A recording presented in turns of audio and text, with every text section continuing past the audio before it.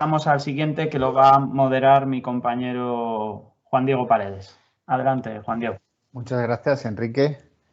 Bueno, trataremos de ser sintéticos porque se acerca la hora de la comida y no sé vosotros, pero yo tengo un olor a guiso aquí en el pasillo que me abre mucho el apetito. En este panel, que trata sobre otros temas de política económica y economía, vamos a tener 4 presentaciones, gran parte de ellas centradas en política económica turística, y precisamente la que no está centrada en ese tema es la que comienza, que es la que se titula Desarrollo de políticas de adaptación al cambio climático. Antonio Seguí, Universidad de Valencia. Antonio, ¿estás ahí? Sí. Hola, buenas tardes. Gracias por invitarme. Pues Antonio, 10 minutos, cuando quieras, comenzamos.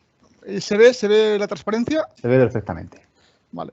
Bueno, las políticas de adaptación al cambio climático pueden ser conceptualizadas de diversas formas, ¿no? En función a los peligros que podamos o los riesgos que veamos en base a la exposición, a la vulnerabilidad, a los peligros como tal, o a los cambios en el sistema climático que vemos en la pantalla a la izquierda, o en base a los procesos socioeconómicos, ya que son impulsores de diferentes componentes del riesgo. La capacidad de adaptación tiene límites, por eso tiene que afrontarse desde diferentes perspectivas. Por un lado, es necesario poner en práctica ajustes progresivos en los ámbitos afectados, adaptación progresiva, o bien hemos de dar respuestas de adaptación en la implicación de transformaciones más profundas dentro de nuestros sistemas económicos o socioeconómicos naturales, lo que llamamos adaptación transformacional. Para ello, se toman una serie de decisiones políticas, estrategias de desarrollo sostenible, de que todos estamos afectados. Somos conscientes de que el efecto es asimétrico, ya que hay diferencias en cuanto a efectos y contribución alrededor del planeta, y la equidad es difícil de conseguir. Los más afectados son los que menos contribuyen, en cierta medida. Y por otra parte, nos encontramos con un espacio facilitador que permite la aplicación de ciertas políticas económicas, y ello requiere de un cierto grado de cambio estructural. Para ello hemos de considerar los compromisos internacionales, como por ejemplo la Convención del Marco de las Naciones Unidas sobre Cambio Climático, que considera el tema de la cooperación y cómo se vincula a nivel de riesgo entre los diferentes países. El conocido por todos Acuerdo de París, que pretende que el calentamiento global no supere los 1,5 grados centígrados y evitar el incremento de la temperatura media en relación a los 2 grados centígrados. Aumentar esta capacidad tiene efectos adversos, y promover la resiliencia al clima pues sería lo adecuado, con tal de conseguir un desarrollo de bajas emisiones de gases de efecto invernadero, reforzando la habilidad de los países para hacer frente a los cambios climáticos, o dando apoyo financiero para que los países generen futuros más resilientes y limpios. Bueno, son letras que están ahí. A ellos se le suma la Convención sobre Diversidad Biológica, que habla sobre la búsqueda de sinergias entre la conservación de la biodiversidad y acciones de mitigación, que tienen que ir un poco de la mano de las políticas o acciones de adaptación, considerando las interrelaciones entre biodiversidad y cambio climático. Tenemos también una convención de las Naciones Unidas, un acuerdo multilateral sobre el suelo y tierra, que es fundamental. Y estas 3 convenciones van desde Río de Janeiro unidas, ¿no? Y tratan de mejorar la coordinación y las sinergias y la cooperación en el cambio climático y la biodiversidad. Para mí es importante tener en cuenta el marco de Sendai, ya que compromete a las partes firmantes a aminorar los desastres y a formar resiliencia. Y a ello se le suma la Agenda de Desarrollo Sostenible 2030, donde el objetivo 13 como tal se centra en la adopción de medidas para combatir el cambio climático y sus efectos. Otro organismo importante es la Comisión Europea, bueno, y otras instituciones que desarrollan políticas en la materia. Por ejemplo, la Comisión, desde su Dirección General, en el año 2013 ya se plantea objetivos para tomar decisiones con mayor conocimiento de causa y promover adaptación de sectores vulnerables clave o fomentar actuaciones en los estados. Y lo que pasa es que en las actuaciones entre los estados es un poco asimétrica, y definía actuaciones con tal de llevar a la práctica actuaciones a través de financiación LIFE, introduciendo un marco de desarrollo local a través de los alcaldes, porque el tema requiere compromiso, garantizando infraestructuras resilientes y facilitando la reducción del impacto climático a través de la política agraria común, la política pesquera y la política de cohesión, dando pie a la utilización de elementos financieros y convirtiendo la plataforma ADAPT como la ventanilla única de desarrollo en el mercado. De cara al futuro, se plantea emisiones netas a 2050, ojalá que sí, iguales a cero. El punto neutro está avalado por el Parlamento Europeo y el Consejo. Somos, yo creo, que el continente que más trabaja en la materia. Y por ello España se suma, ¿no?, desde 2006 con el Plan Nacional de Adaptación al Cambio Climático.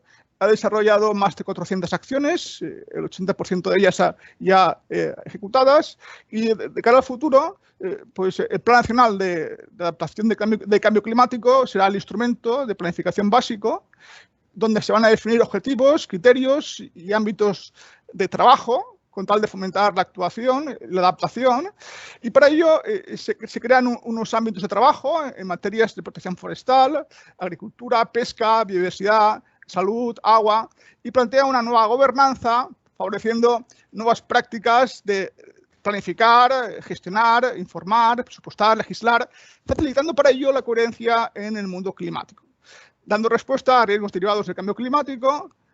Y para ello, bajo mi punto de vista, se necesita de una serie de principios orientadores. Primero, tratar de desarrollar la equidad social y territorial para un futuro justo. Para ello hay que considerar la justicia intergeneracional. Tratar de que la sostenibilidad sea un hecho, sea real. Promover y respetar los derechos humanos. Es decir, tenemos una Carta de Derechos Humanos en Europa. Oye, pues vamos a respetarla como tal.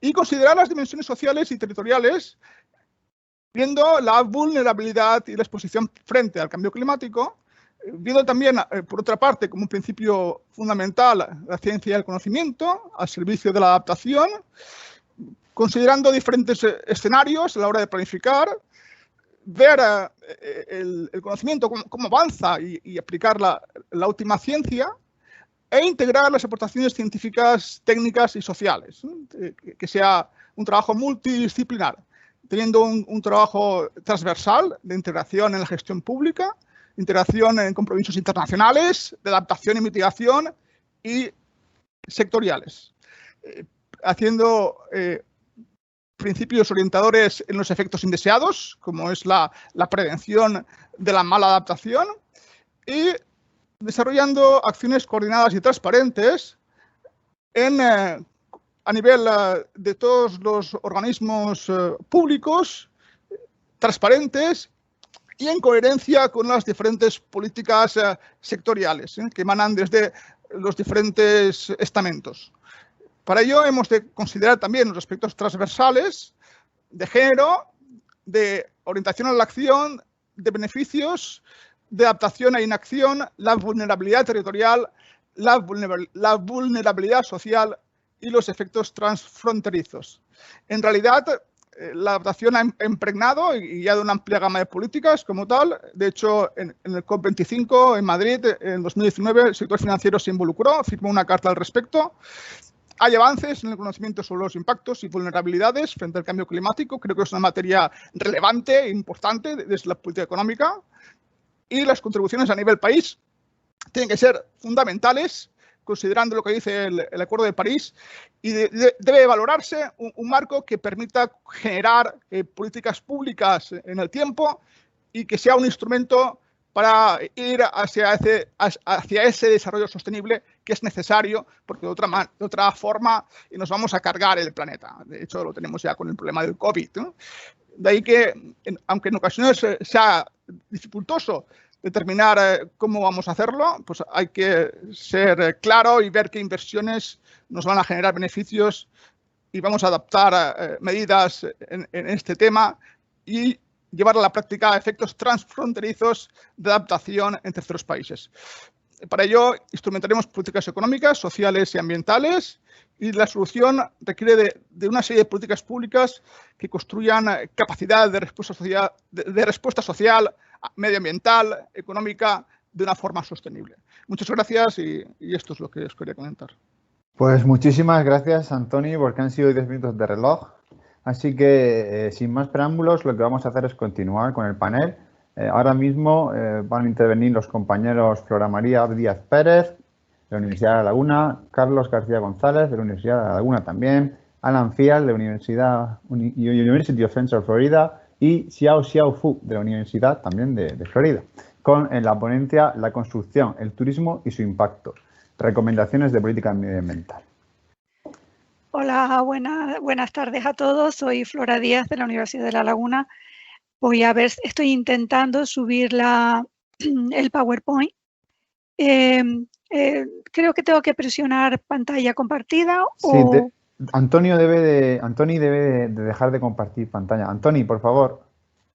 Si no, lo que puedo ¿Tengo hacer que tener previamente subido el PowerPoint o...? No hace falta, pero lo que voy a hacer es yo compartir. Ahora dejo de compartir de tal forma que ya puedes compartir la pantalla.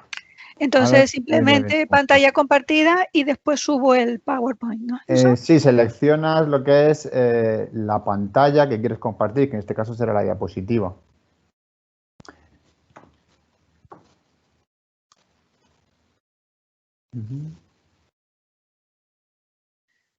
Flora, ¿se oye? Sí. No, simplemente quería preguntarte si tengo que tener previamente abierta claro, hay que el PowerPoint. Sí, hay que abrir el PowerPoint y después, una vez que esté abierto, le das a abrir bandeja de uso compartido, que es un botón que está en la parte central de la barra de opciones de Teams, y ahí seleccionas la pantallita, la miniatura que corresponde a la presentación.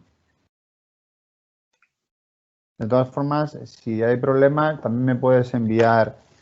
ya me las has enviado, las tengo yo, Juan. Si no lo consigue, la pongo yo. De acuerdo. Bueno, lo tengo abierto, minimizo, ¿no?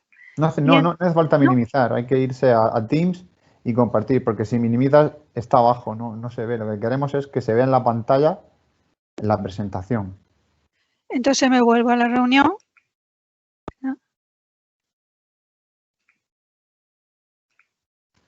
Y en la reunión le doy a compartir. Abrir bandeja de uso compartido, efectivamente, y ahí podrás seleccionar en la diapositiva que acabas de abrir. Vamos a ver.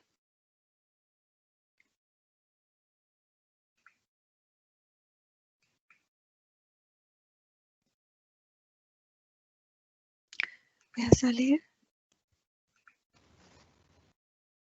Pantalla compartida.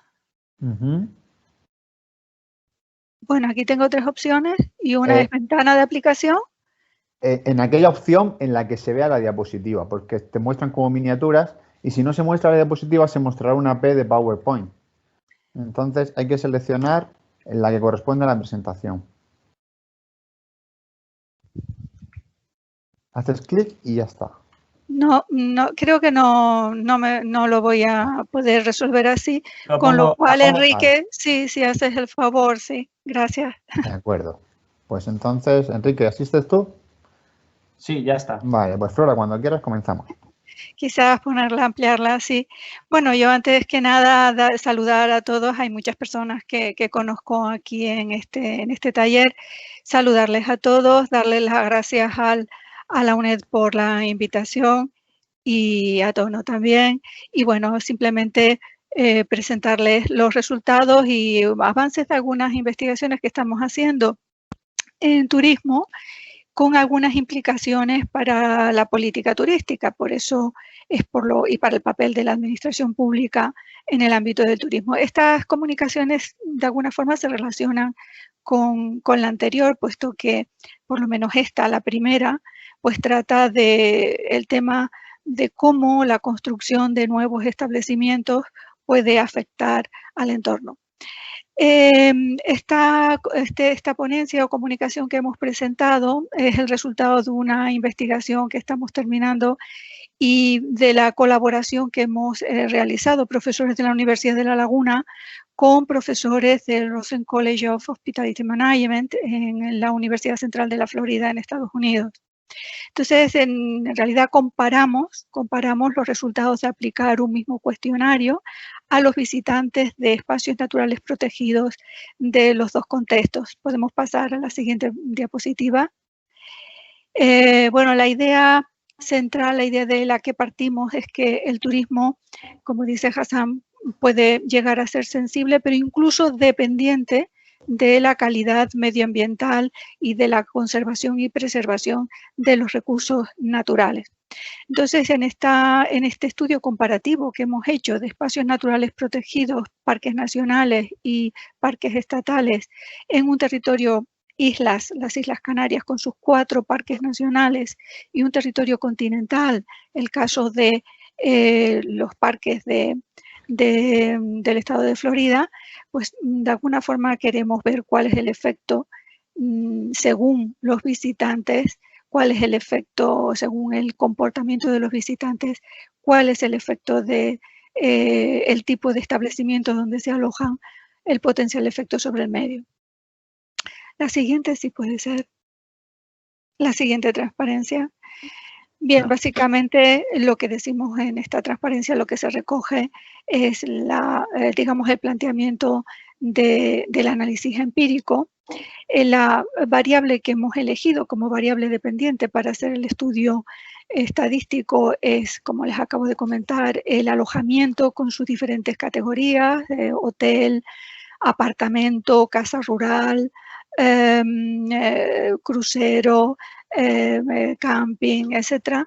Y las variables independientes, aunque hemos usado muchas variables en el modelo, las que han salido con más fuerza son el medio de transporte y la estancia en el interior del parque, y aparecen como variables independientes en el caso de los parques nacionales canarios, el medio de transporte usado, porque tiene un nivel de significación y una influencia bastante elevada, estadísticamente hablando, sobre el tipo de ocupación elegido por el visitante para alojarse en la isla o en el interior del parque. Y la duración de la estancia sale con mucha significatividad y estadísticamente es muy fuerte para explicar el tipo de establecimiento alojativo elegido en el caso de los parques de Florida. La siguiente, por favor, si puede ser. La siguiente transparencia, si puede ser. ¿Enrique? La siguiente. Enrique, si puede ser. La siguiente transparencia. Perdona, ¿la tabla o la siguiente? La siguiente. La ha pasado. Sí, la pasamos. La tabla no, exacto. Bueno, aquí lo que vemos son todas las variables con las que hemos trabajado y con sus diferentes categorías. Podemos seguir si quieres, porque un poco para resumir y abreviar el tiempo. Bueno, al final hemos trabajado con una muestra de 941 visitantes a los parques estatales del estado de Florida y de 863 visitantes a los 4 parques nacionales de las Islas Canarias. Hemos aplicado una técnica de análisis que estamos aplicando desde hace algunos años y que nos han dado pie a varias publicaciones JCR, que es el análisis Che, que se aplica mucho en economía de la salud, pero muy poco en turismo. Y este análisis inventado o creado por Case en el año 1980, que es un autor sudafricano, nos ha permitido segmentar la población total de visitantes a estos espacios naturales protegidos, parques nacionales o parques estatales en el caso de Florida, y conocer el comportamiento de estos visitantes y analizar las diferencias. La siguiente, por favor. La siguiente, exacto. Bueno, podemos seguir avanzando. para no coger mucho tiempo. En esta transparencia lo que se recoge es la chi cuadrado y el peso de cada variable. ¿Podemos seguir? Podemos seguir. Exacto. Este es el resultado de aplicar esta técnica, el CHAI, el Chi-Square Automatic Interaction Detection Algorithm, es un algoritmo que nos sirve para segmentar los mercados turísticos. Este es el resultado, el árbol de decisión que resulta de aplicar el CHAI a el total de la población visitante a los parques de Florida. Bueno, en este árbol observamos, a lo mejor no se ve claramente, habría que ampliar un poquito la imagen, pero bueno, yo se los cuento. Aparece como primera variable de segmentación, una variable de carácter económico, que es el gasto en el interior del parque, pero ya en el segundo nivel del árbol aparece con bastante peso la duración de la estancia en el interior de los parques estatales. Por eso la hemos elegido como variable sobre la que centrar nuestra atención. Pasamos al siguiente gráfico. Este es el segundo gráfico que nos arroja el algoritmo, el CHAI. En este caso, la primera variable que segmenta, la que aparece en el primer nodo, es el medio de transporte usado, y claramente el CHAI nos divide el conjunto de todos los visitantes a los parques nacionales canarios en tres grandes grupos: los que acuden al parque con coche de alquiler, los que acuden en coche propio, los que acuden en un medio de transporte no contaminante, es decir, pues autobús, transporte público, a pie, bicicleta, etc. Entonces, una vez visto esto, podemos pasar a la siguiente transparencia. La idea es ver dónde se alojan en una y otra región, dónde se alojan los visitantes a los parques nacionales. Podemos avanzar, si quieres, Enrique. Bien, las conclusiones que se pueden extraer y algunas recomendaciones de política turística en base a este estudio que estamos haciendo, pues que este modelo que venimos aplicando, el CHAI, nos sirve en el caso de el medio de transporte, nos sirve para poder clasificar, segmentar a los visitantes a los parques nacionales canarios en función del medio de transporte que usan y si es más contaminante o no, y ver la asociación que eso tiene, la influencia que eso tiene en el medio, en el lugar que eligen para alojarse: hotel, apartamento, casa rural, crucero, bueno, crucero es el medio de transporte, camping o cualquier otro medio que sea casa de familiares o amigos, que es el menos impactante de todos los alojamientos. Y en el caso de Canarias se puede ver esta relación, en el caso de Florida, como les decía antes, no. Bien, pues avanzamos, si te parece, Enrique. Es lo que les acabo de comentar: el 60% de la muestra en el caso de Canarias usa coche de alquiler para acercarse a los parques nacionales. El resultado en la variable dependiente es que se alojan en hoteles y apartamentos, es decir, que sería un segmento, un grupo altamente contaminante desde el punto de vista del efecto en cuanto a la ocupación del suelo que supone que esos visitantes estén alojados en establecimientos de nueva construcción, hoteles, apartamentos. Un 21% usa coche propio para acercarse al Parque Nacional y se aloja en casa de familiares y amigos. En este caso, el impacto sobre la ocupación del suelo sería menor al alojarse en casa de familiares y amigos y no en establecimientos de nueva construcción. Y por último, un tercer grupo, que sería el que usa los medios de transporte no contaminantes: autobús, microbús, transporte público, bicicleta, algo menos del 20% del total de la muestra, pero que en el caso de Canarias resulta que también se aloja en hoteles y apartamentos, ¿no? Luego, es difícil encontrar un grupo, en el caso de los visitantes a los parques nacionales canarios, de visitantes que usen medios de transporte no contaminantes y que se alojen en establecimientos que no sean de nueva construcción y que por tanto hayan supuesto un impacto en cuanto a ocupación del suelo significativo en las islas. Perdón, Flora, ya llevamos 10 minutos. Vale, ya estamos terminando. Pasamos a la siguiente. Bien, en el caso de la duración de la estancia, en Florida el 68,7% de la muestra está menos de 3 horas en el interior del parque y se aloja en hoteles. En cambio, no sé, ya ha desaparecido la transparencia. Esto es que alguien le ha dado a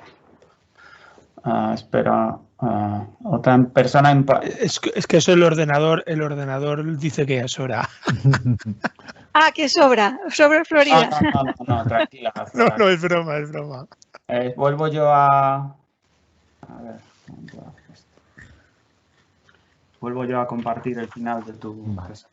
Bueno, no pasa nada, si es simplemente ya el final. No, pues nada, simplemente para terminar, decirles que en el caso de los parques de Florida sí que estaban menos de 3 horas en un porcentaje importante de visitantes a los parques y en cambio para el caso de Canarias solamente un 15% de la muestra, el modelo solo nos permitió para un 15% de la muestra pues determinar cuál era el porcentaje de personas, de visitantes que estaban menos de 3 horas. Bueno, si podemos pasar otra transparencia. Ya la última. Podemos pasar otra transparencia, sí, ya vamos terminando. La siguiente. En cuanto a qué recomendaciones de política turística se podrían dar a los promotores de los parques de uno y otro contexto geográfico.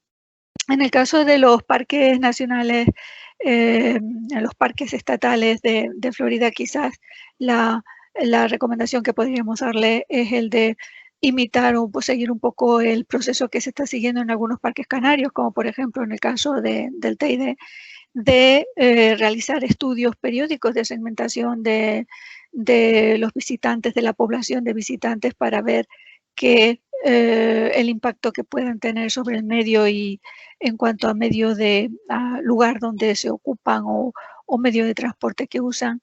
Y en el caso de los parques canarios, quizás imitar del modelo americano el sistema que tiene la asociación no americano del estado de Florida, que tiene la asociación de parques estatales de allí, de conceder un reconocimiento a los parques que gestionan bien, en este caso, el uso del medio de transporte dentro del parque o el acceso al parque, con, como por ejemplo en el caso de Timanfaya, pues estableciendo medidas de control directo que que prohíban la entrada con vehículo propio dentro del parque, o estableciendo parkings a la entrada con una tarifa a pagar en función del tiempo de entrada en el interior. Podemos pasar a la última para ya terminar. Como propuesta final y un poco ligada a la presentación que hizo el compañero anterior, pues una recomendación tanto para los dos modelos de espacios naturales protegidos, el de Florida o el de Canarias, es poner en marcha pues métodos de construcción de establecimientos alojativos que sean respetuosos con el medio ambiente y desarrollar los certificados de calidad medioambiental en las técnicas de construcción. Bien, esto es todo. Gracias por la atención y espero que en el debate después podemos hablar de estos temas. Muchas gracias, Flora. Me hubiera gustado mucho participar en el estudio y viajar a Florida y a Canarias. Damos paso ahora a la tercera presentación, que se titula El mundo rural y el tercer sector. El análisis del asociacionismo en turismo rural con una perspectiva de género, de los compañeros de la Universidad de La Laguna. Flora, ¿presentas también? Presento también, o sea que le toca a Enrique. Nos hemos pasado 5 minutos en esta presentación. Si por favor pudiera ser un poco sintética. Lo voy a intentar, sí. Vale, gracias. Cuando quieras. Si se pudiera ampliar, Enrique. Sí, ya. Bien, no se amplía. Si se pudiera ampliar la imagen. Yo la tengo a pantalla completa. Vale, no importa. En presentación de diapositiva. Habría que ver. No se ve. No importa, no pasa nada. Vale. Si no puede ser. Espera, no, ya sé por qué es, perdón. A ver. Ya, voy a volverla a poner. Un segundo.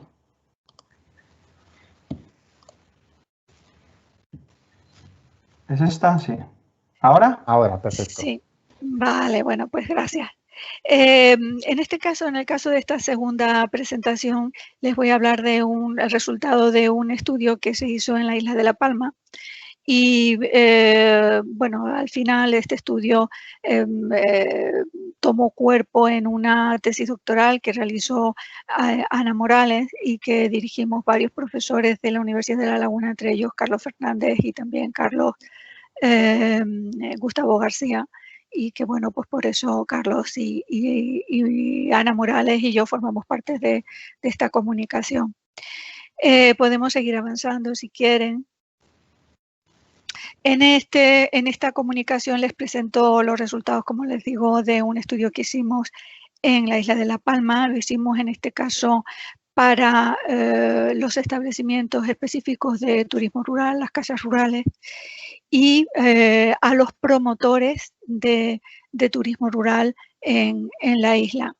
La idea base de este estudio es que las pequeñas empresas de turismo rural, por ejemplo, los promotores de casas de turismo rural, han de colaborar si quieren obtener una ventaja competitiva, sobre todo en los mercados exteriores, en los mercados extranjeros. La participación en redes, pues por ejemplo, el asociacionismo, pasar a formar parte de asociaciones de turismo rural es una forma de conseguir una mayor calidad en el producto y, por tanto, de vender más y de ser más competitivos. Bueno, pues la isla de La Palma, como saben muchos de ustedes, es una isla menor. Podemos seguir avanzando si quieres, Enrique, en la presentación. Es una isla menor con algo más de 83.000 habitantes y el total de unidades alojativas con la que hemos trabajado y que están ubicadas en esta isla que ha empezado tardíamente el desarrollo turístico, el total de unidades alojativas de turismo rural es de 219. Le hemos entrevistado a los promotores de prácticamente todas las unidades alojativas, muy pocas se han quedado fuera. Y hemos realizado un análisis estadístico, de estadística descriptiva, y hemos aplicado un análisis de componentes principales también, con el objetivo de conocer las ventajas e inconvenientes que los promotores otorgan a el asociacionismo en turismo rural. Bueno, la hipótesis de partida, y aquí entra la tercera variable con la que hemos trabajado, la hipótesis, que es el género. La hipótesis de partida es que los hombres promotores y las mujeres promotoras en turismo rural tienen planteamientos distintos para decidir asociarse, para entrar en redes, asociarse y formar parte de una asociación del tercer sector y luchar conjuntamente por conseguir colocar el producto turístico y también pues, que no todos los promotores de turismo rural pues, están dispuestos a entrar en acciones de este tipo en red y a asociarse. Podemos avanzar si quieres, Enrique. Bien, hemos partido también de la idea de que por lo general en el medio rural las empresas son básicamente empresas familiares. En las empresas familiares las mujeres tradicionalmente tienen un papel de protagonistas y pues hemos querido saber cuál es el papel de la mujer como promotora con respecto al hombre. Seguimos avanzando. Bien, normalmente la literatura recoge como ventajas de la colaboración conjunta y aplicada al turismo rural, pues la mejora en la imagen del destino turístico, la preservación de los recursos naturales y culturales, el desarrollo de canales de comercialización y promoción, la mayor penetración en los mercados, el acceso y transferencia a la información y a la formación específica en turismo rural, el aumento de la calidad y la innovación de los productos y servicios ofrecidos y la calidad de la acción colectiva de todos los actores implicados. Podemos seguir avanzando en la transparencia. Bueno, aparece una foto de una casa de turismo rural de las ubicadas en la isla de La Palma, que es el objeto de este estudio, las casas y sus promotores. Seguimos avanzando. Bien, hemos analizado realmente cuáles son las ventajas y las inconvenientes que promotores hombres y mujeres ven en el asociacionismo y cuál ha sido su comportamiento. Bueno, con respecto a esta cuestión hay un resultado bastante significativo y que paso ya a adelantarles, que es que normalmente las mujeres ven como ventaja en el asociacionismo la posibilidad de que la asociación les resuelve los problemas de gestión de la casa rural. El hombre, en cambio, ve como ventaja en el asociacionismo la posibilidad de promocionar conjuntamente con el resto de los asociados la casa fuera, pues, sobre todo en el extranjero. En el momento en que se desarrolla el turismo rural en esta isla, que no es mucho más tarde el desarrollo turístico en esta isla menor que en el resto de las islas como Tenerife o Gran Canaria, las políticas que se estaban poniendo en marcha, la acción de legislativa, pues tenía en cuenta el tema de la igualdad de género en el mundo rural, pero también desarrolló una labor, podemos ir avanzando si quiere, Enrique, una labor muy importante en cuanto a, digamos, condicionar las subvenciones para rehabilitar casas rurales, para formarse en turismo rural, etcétera, condicionar las subvenciones a que el promotor o promotora formara parte de una asociación, es decir, estuviera ya en red. Esto, como les comentaré más tarde, fue un logro de las políticas públicas que se pusieron en marcha en aquel momento. Bien, pues los objetivos que hemos intentado seguir en el desarrollo de este trabajo es analizar la pertenencia a la asociación de promotores o no, hombres y mujeres, la importancia que le otorgan al asociacionismo, el acceso que han tenido a la formación, la relación entre el apoyo institucional y el comportamiento asociativo. Y básicamente esos son los objetivos que hemos seguido. Podemos avanzar, Enrique, si quieres. Y con respecto a estos objetivos, ya pasando a los resultados, puesto que me han pedido brevedad, ¿qué hemos obtenido? Bueno, pues hemos obtenido que las personas promotoras son la mayoría hombres, las mujeres son el 43,5%, los hombres el 56,5% del total de la población promotora de casas rurales en la isla. Pero, sin embargo, las mujeres tienen una mayor tendencia a asociarse que los hombres. Es decir, que más de la mitad de las mujeres se asocian, en cambio los hombres no llega al 50%. Y con respecto a la importancia que asignan al asociacionismo, las mujeres le asignan a la promoción en red, formando parte de una asociación, una importancia mucho mayor que los hombres. Podemos seguir avanzando si quieres. Exacto.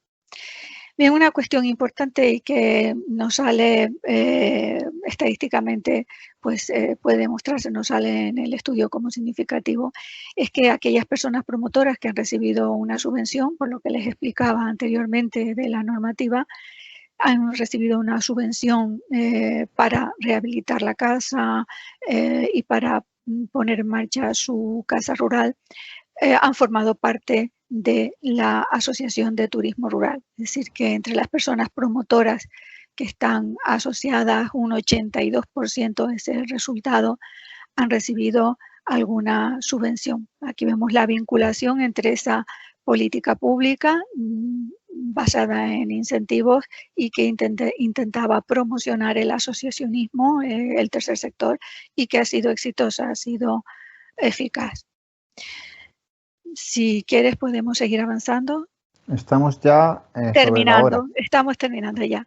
Bueno, al final las ventajas e inconvenientes concretos que nos han alegado los promotores con respecto al asociacionismo es que favorece la promoción conjunta, esta es la respuesta que dan ellos en los cuestionarios y entrevistas, mejora la ocupación de la casa rural, ayuda a mejorar la calidad de la oferta, facilita el acceso a mercados extranjeros, facilita también el acceso a las subvenciones. Bueno, finalmente no sé si tengo alguna transparencia, pero ya sería la última. No voy a contarles. En el caso de la mujer simplemente alegan adicionalmente a que les favorece la gestión, la conciliación de la vida familiar con la gestión de la casa. Bien, yo no me voy a extender nada más, darles las gracias a la organización y a todos ustedes por escucharme, que seguro que ya tienen ya ganas de ir a comer. Y bueno, de todas formas, si quieren comentar alguna cosa, pues estoy a vuestra disposición. Gracias, Flora, por ser más escueta en esta presentación. Y ya para terminar, vamos a pasar a la última presentación, que se denomina "Y ahora resulta que necesitamos a la política turística", de Federico Soler Valla y Enrique San Martín González. Enrique, cuando quieras. Sí, no sé si Federico estás por aquí. Bueno, esta presentación la hemos hecho conjuntamente yo con un alumno de la UNED, un doctorando de la UNED que está preparando la tesis doctoral y que es profesor de un instituto y no tenía cogida reservada la mañana para esto, pero ha surgido una urgencia en el instituto y entonces no ha podido venir. Quizás se incorpore a medias de la presentación. Bueno, vamos a empezar. Lo primero, yo creo que no es el edificio de la política económica que estamos acostumbrados a ver, el edificio de Jané o el que aparece en los manuales al uso de Juan Ramón Cuadrado. Pero yo aquí he hecho una clasificación un poco diferente, ¿no? Porque no todas las políticas económicas son iguales, ¿no? Tenemos una serie de políticas económicas que podríamos llamarlas de la Champions. La monetaria y la fiscal son las preferidas de casi todo el mundo. Luego tenemos unas que son un poco menos importantes, pero que también reciben mucha atención: infraestructuras, agraria, energética, regional o laboral. Tampoco os lo toméis como una cosa un análisis muy sesudo, porque esto es una intuición y cada uno podríamos colocar las diferentes políticas en los diferentes niveles, ¿no? También podríamos hablar ya que en primera división, a un nivel un poco inferior, pues quizá la industrial, quizá la de competencia. Con lo que nos ha contado el profesor Marín, quizá la de competencia descendiese de categoría, o la política exterior, ¿no? Que aquí en España pues también está un poco relegada en muchas ocasiones. La política de I+D, de I+I, pues quizá esté en segunda división, al menos es lo que demuestran los números desde hace bastante tiempo. Y por último, las políticas, pues la turística y posiblemente la medioambiental. Son políticas de segunda. Son políticas de segunda división o incluso de tercera o de regional preferente, dependiendo del momento y del gobierno de turno, ¿no? ¿Cuál es hablando ya centrándonos en el turismo, cuál es la principal hecho que demuestra esta segunda división que le asignamos a la política turística? Pues quizás el baile ministerial, ¿no? La política turística no tiene un ministerio propio y va saltando de uno a otro con desigual fortuna. Unas veces figura en segundo lugar, otras veces en tercero y otras veces ni figura, ¿no? A lo largo de estos últimos 100 años, ¿no? Pues por lo menos ha cambiado en 14 ocasiones de ministerio. Lo cual es que un símbolo, un síntoma claro de que no se sabe muy bien dónde colocarla, ¿no? ¿Por qué no se sabe muy bien dónde colocarla? Bueno, pues en primer lugar porque es una política moderna. El fenómeno turístico es de la segunda mitad del siglo XX y es relativamente moderno si lo comparamos con la industria o la agricultura, ¿no?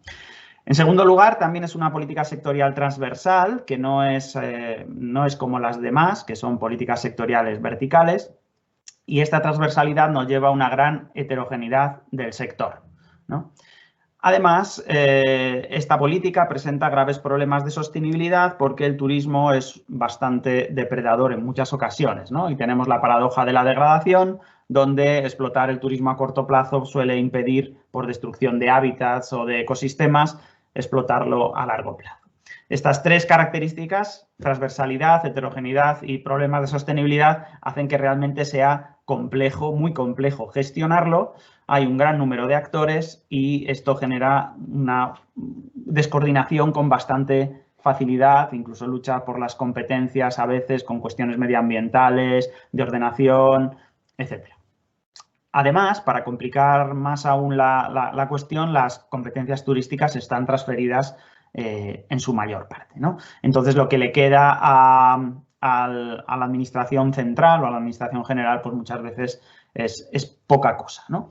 Ahora bien, esto no, que las transferencias estén, o que las competencias estén transferidas, no es óbice para que haya una política agraria fuerte desde el gobierno central, cuando las competencias agrarias también están transferidas, ¿no? También todo este desafección, ¿no? Creo que se me ha olvidado el título del apartado, que es la política económica turística en España, el hermano pobre de la política económica, es decir, es de segunda división, es el hermano pobre, ¿no?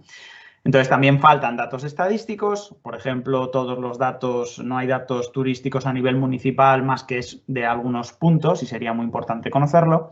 Y todo esto nos lleva también a un desequilibrio presupuestario sectorial en el sentido en el que desde el punto de vista público, cuando se apoya a las actividades productivas en el presupuesto de la Administración General del Estado, incluyendo también las comunidades autónomas, la aportación que recibe al turismo es muy inferior a lo que aporta a la economía. Justo al contrario, por ejemplo, de lo que ocurre con el sector primario, que recibe, y esto es sin tener en cuenta el gasto de la PAC, esto es un estudio que realizamos hace ya un tiempo, que habría que actualizar, pero en 2009, con la crisis, por ejemplo, la agricultura recibió el 57% del gasto presupuestario en actividades económicas para contribuir al valor añadido bruto con un 2,6%, ¿no? El turismo recibe en conjunto un 16% con comercio y pymes, pero aportó un 5,70% en efectos directos al valor añadido bruto. Es decir, aporta mucho más el turismo de lo que recibe a nivel de apoyo presupuestario directo al sector, ¿no? Y además, esta política, este hermano pobre de la política económica, pues a veces es tan pobre que se llega a plantear si realmente existe una política turística, ¿no? Una de las profesoras que más ha investigado en este tema, María Velasco, pues dice que bueno, hay que plantearse si existe una política turística. Entre las definiciones que usan para afirmar que hay una política o no, no en concreto de la política turística, sino en general, hay realmente una cuestión curiosa porque dice que la política tiene que ser coherente. Pero si empezamos a juzgar las políticas por su coherencia o no coherencia, pues entonces posiblemente tendríamos que decir que no existe la política económica en general, ¿no? Entonces yo creo que eso es un poco exagerado y hay políticas de todo tipo, aunque sean incoherentes. Realmente lo que hay son buenas políticas y malas políticas. A pesar de que la Administración General del Estado tiene pocas competencias, de vez en cuando hace planes, pero aquí se muestran dos ejemplos de planes que desde mi punto de vista pues no son muy coherentes o no tienen mucho sentido desde el punto de vista turístico, ¿no? Son algunos de los últimos planes que se hicieron. Hay un plan de turismo de compras 2015 y un plan de turismo de salud.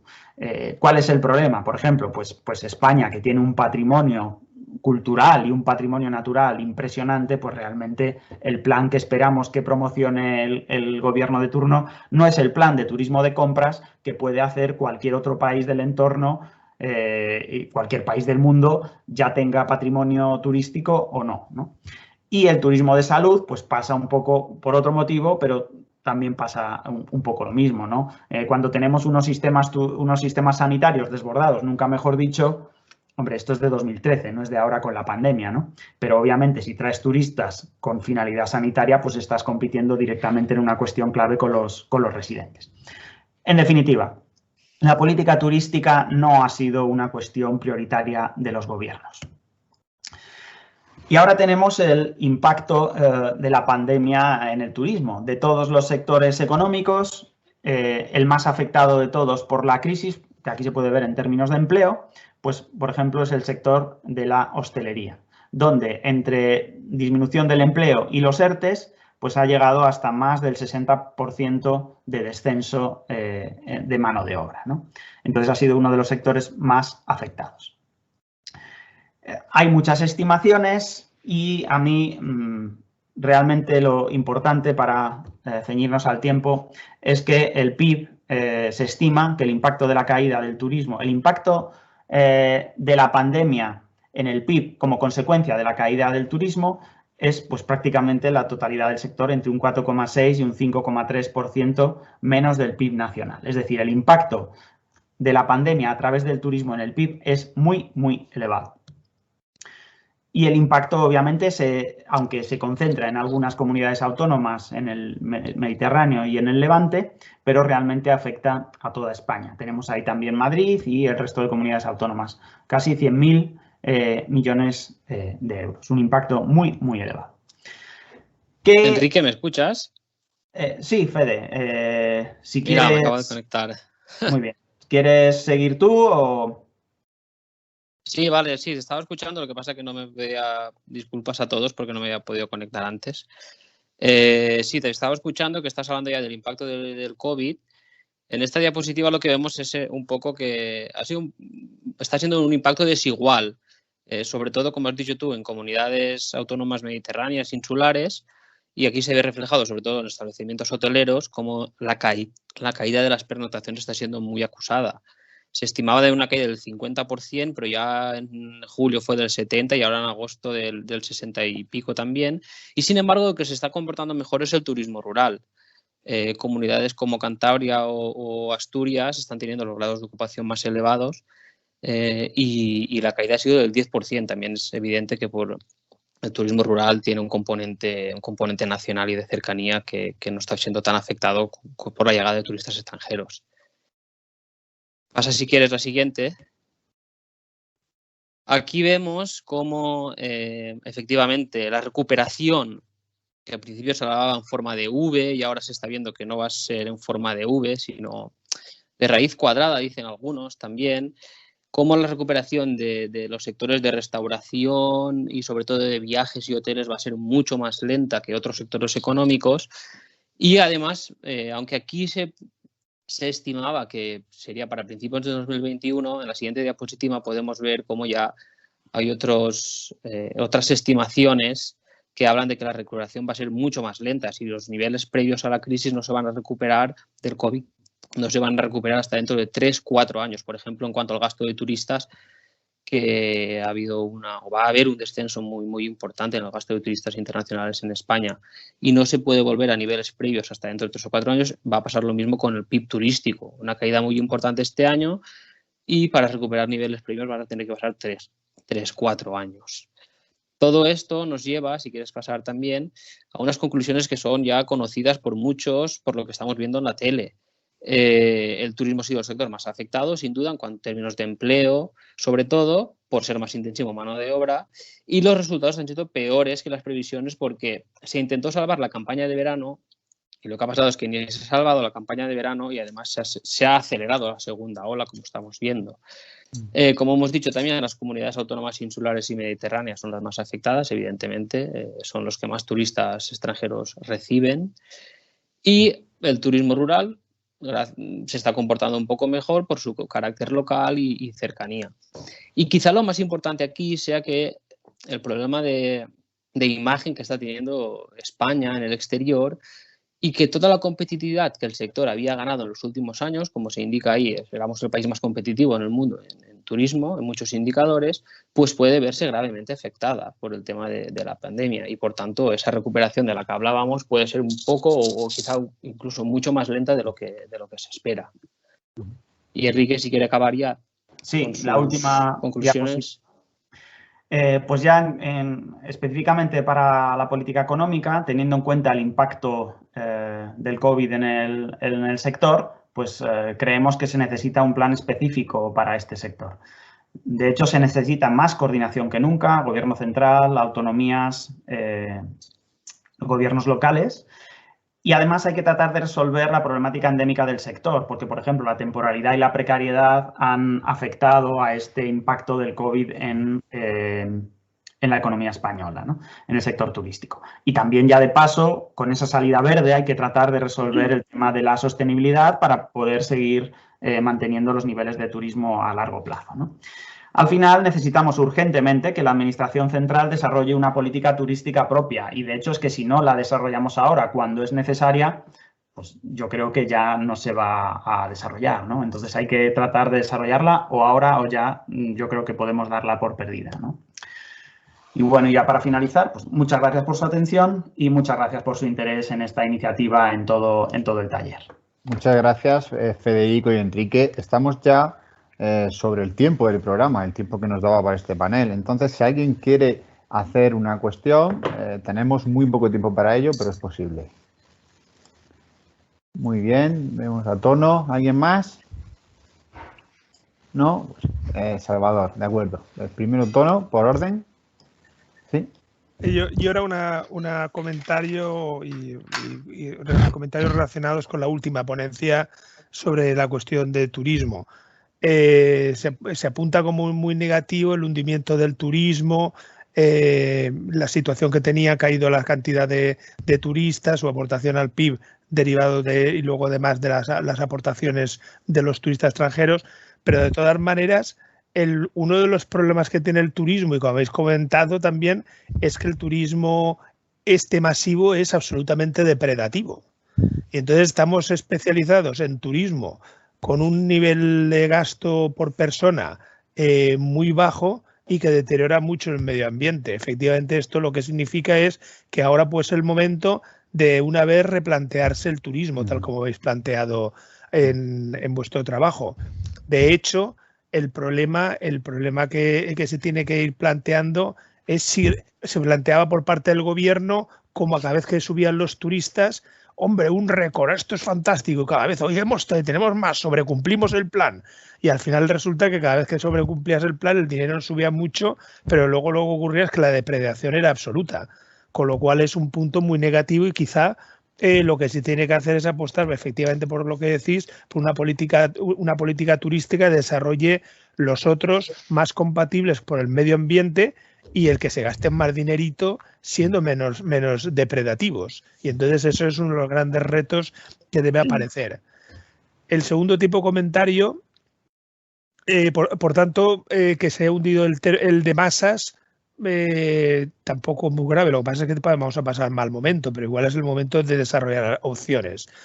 Una de las opciones que que habéis comentado es el turismo sanitario, que habéis hecho le habéis añadido un componente negativo, en el sentido de que los turistas que vienen a hacer cosas sanitarias compiten con los nacionales.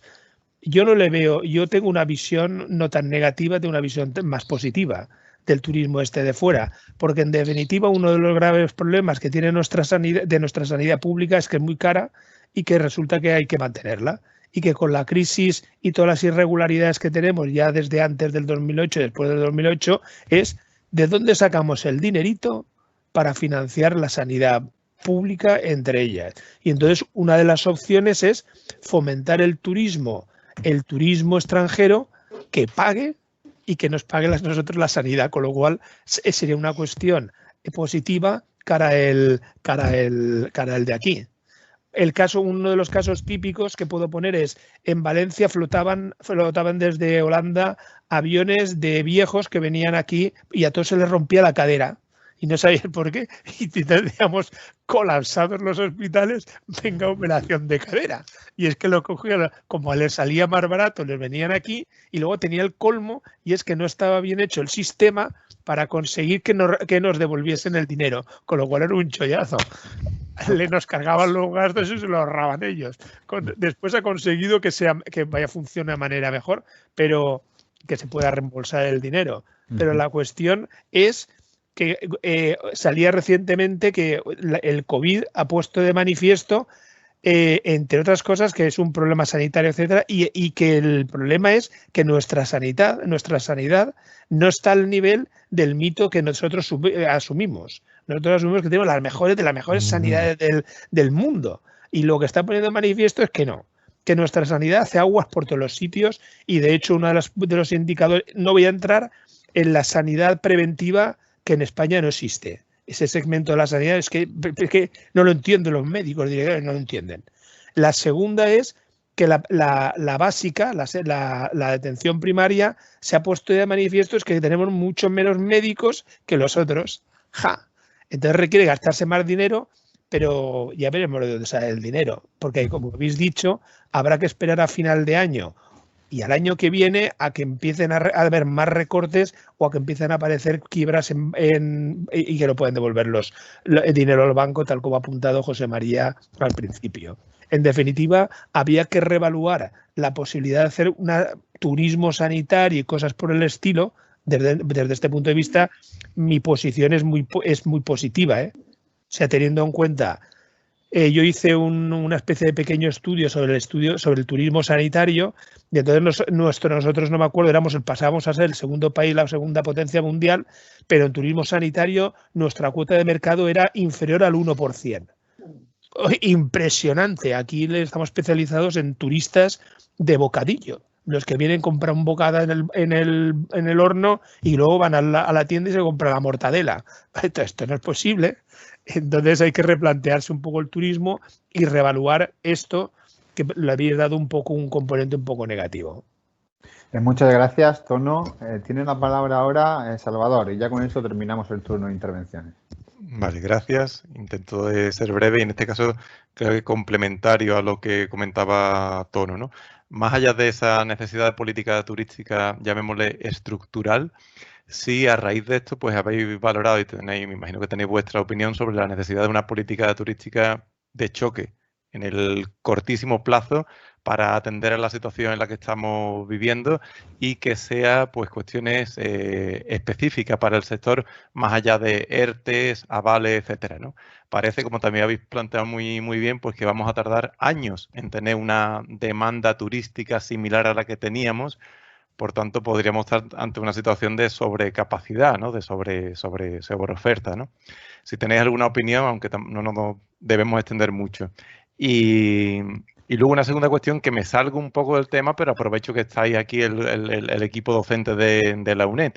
En lo que es enseñanza online, a distancia, bueno, pues nos lleváis una ventaja de años luz respecto a otras universidades, ¿no? Entonces queremos aprender de vosotros, ¿no? Eso de lo que habéis comentado del Twitter, de los vídeos, la verdad que me ha encantado, ¿no? Y habéis planteado que estáis valorando una web donde pongáis a disposición de manera abierta recursos, materiales didácticos en el ámbito de la política económica. No sé si he tomado bien la idea y si podéis contar un poquito sobre eso. Gracias. Bueno, pues creo que voy a responder yo, si te parece, Fede, tanto a Tono como a Salvador, y de forma breve. A ver, el problema del turismo masificado es que deberíamos haber empezado a resolverlo hace 20 años, ¿no? Y entonces ahora estaríamos bien, pero dar un tajo como el que ha habido ahora, pues no ayuda, no ayuda. Es como lo de las TIC, ¿no? Ahora todos nos estamos aquí conectados porque no hemos tenido más remedio, pero esto es indoloro en comparación con lo del cierre de los negocios turísticos. Sí que es cierto que por lo menos tenemos que intentar que la salida sea más verde de lo que estábamos antes. Y por ahí vamos de intentar resolver la precariedad, intentar resolver la temporalidad y también intentar resolver el problema de sostenibilidad. Para que otra no nos pille igual de mal preparados, ¿no? ¿Qué es lo que ocurre? El modelo de crecimiento español tenía dos patas, construcción y turismo. La pata de construcción la perdimos en la otra crisis, pues yo creo que es mejor por lo menos que tengamos una pata, que sigamos con el turismo. Y tenemos que hacer esa transición, pero no podemos hacerla muy rápido, aunque ahora la vamos a hacer obligados, ¿vale? Eso con respecto al turismo en general. Con respecto a al tema del turismo sanitario, el problema que hay es que quizás igual desde fuera de Madrid no se percibe igual, pero aquí en Madrid sí. O sea, aquí teníamos un sistema sanitario, yo creo que de mucha calidad, pero en parte por haber derivado ciertos recursos a fomentar el sistema sanitario privado, pues resulta que el público está peor.